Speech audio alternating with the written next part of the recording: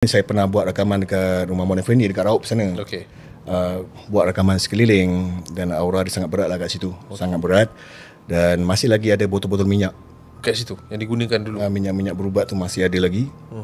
Dan depan rumah tu ada satu pokok besar yang mana dulu diletakkan jin untuk melihat sebagai CCTV.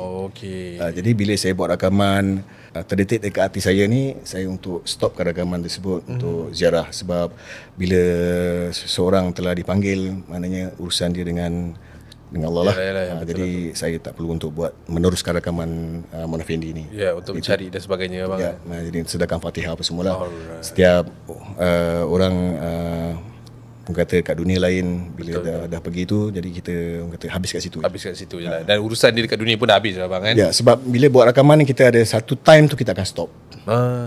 Bila kita buat rakaman sebab bila kita buat rakaman ni kita akan sentiasa membaca artikel. Berkali lah, bang, kan? Kita pergi lokasi tu.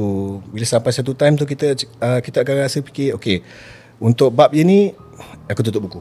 Okey. Sampai sini je lah. Tutup buku. Sebab bila kita baca pula artikel tentang anak kandung ke apa, beliau meluahkan perasaan yang mengatakan dia tak dapat job.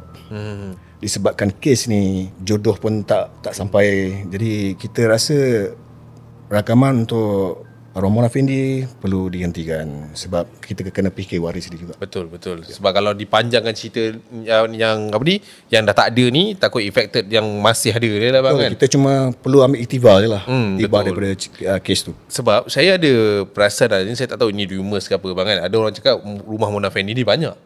Ada yang dekat Raup lain, dekat sini lain, kan? Tapi yang abang pergi tu kat Raup lah. Dekat Raup, dekat Gombak ada satu. Kan? Saya dah pergi rumah tu. Okey. Tapi dah ada orang duduk lah. Yang mana buka Gombak ke dekat mana yang dia tanam dia punya mate tu. Okey. Ada orang duduk rumah tu? Dah ada orang duduk. Uish, style.